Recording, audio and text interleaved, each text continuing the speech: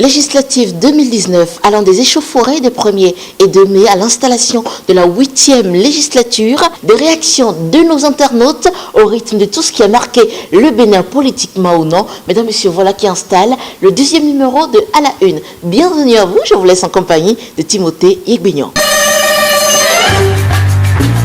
Au lendemain des législatives de 2019, le soir du 1er mai, une foule est sortie protester contre la supposée arrestation de l'ancien président Boni-Yayi ayant reçu la visite d'un impressionnant dispositif militaire dans l'après-midi. Les manifestants flammes en main s'en sont pris au siège de Les Bagnoles à Kadiaou et aux édifices publics. Pour émousser les ardeurs, le ministre de l'Intérieur Saka Lafia dans un point de presse a qualifié l'arrestation de Boni-Yayi de fake news et invite la population au calme et à la retenue. La violence a continué juste dans la soirée de ce jeudi 2 mai à Cotonou et s'est propagée à Kandi où l'usine d'égrenage de coton de la CCB est partie en fumée. L'intervention musclée de l'armée aux alentours de la résidence de Boni-Yayi a fait 4 morts dans le rang des manifestants et de nombreux blessés, ce qui projette une image inhabituelle du Bénin au monde. Parlant toujours des législatives, c'est dans un climat tendu que les 7 sages de la Cour constitutionnelle ont proclamé ce jeudi 2 mai les résultats provisoires issus des consultations de ce dimanche 28 avril. Devant caméras et micros, la décision de la Cour constitutionnelle a été rendue publique par son président, le professeur Joseph Zogbenou, qui annonce 27,12% du taux de participation et donne l'âge victoire à l'Union progressiste qui s'en sort avec 46 sièges contre 37 pour le bloc progressiste.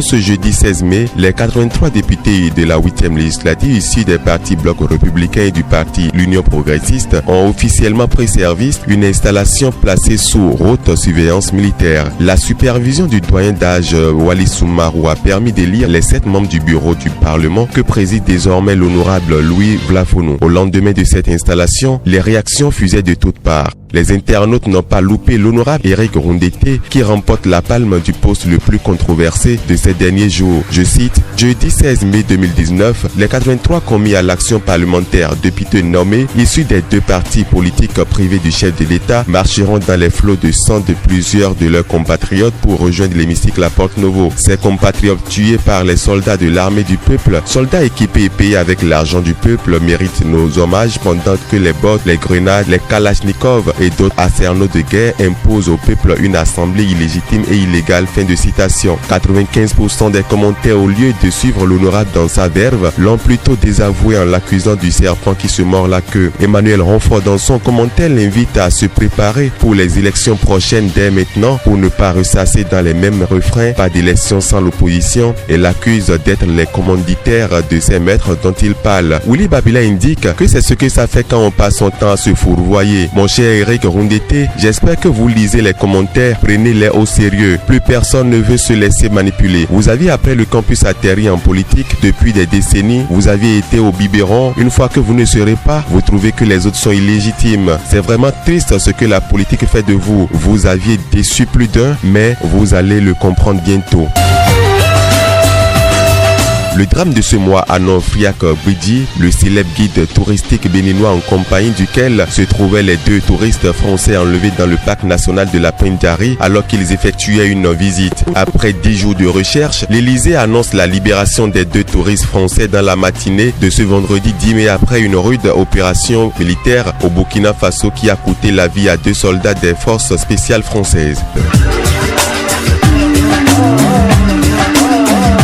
Très attendu dans la journée du 16 mai, les Béninois ont finalement eu droit au discours du chef de l'État ce lundi 20 mai, un discours qui vient entériner les législatives du 28 avril. En 10 minutes chrono, le président Patrice Talon, dans son message à la nation, n'a pas manqué de revenir sur les avantages de la réforme du système partisan, son importance et l'impact de ce système sur la qualité de la gouvernance au pays. Le numéro 1 fustige le multipartisme, principale source de sous-développement, et invite la classe politique pour des échanges directs, francs et constructive au profit du Bénin. Invitation que rejette l'opposition laissée pour compte qui réunit au siège de la résistance à Bidolé ce 21 mai juge la sortie du chef de l'État rebarbative, impertinente, inconséquence inopportune, affligeante et outrageante et conclut que la révision de la Constitution de 1990 est déjà actée.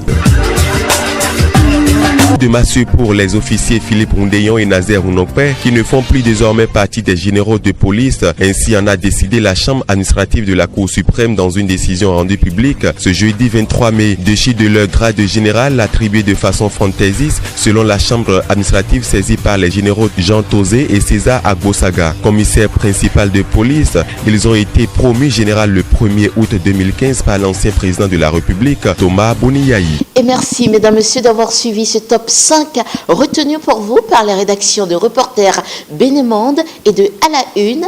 On se retrouve bien évidemment pour le prochain numéro au mois de juin. Mais en attendant, n'oubliez pas de vous abonner massivement à nos différentes pages.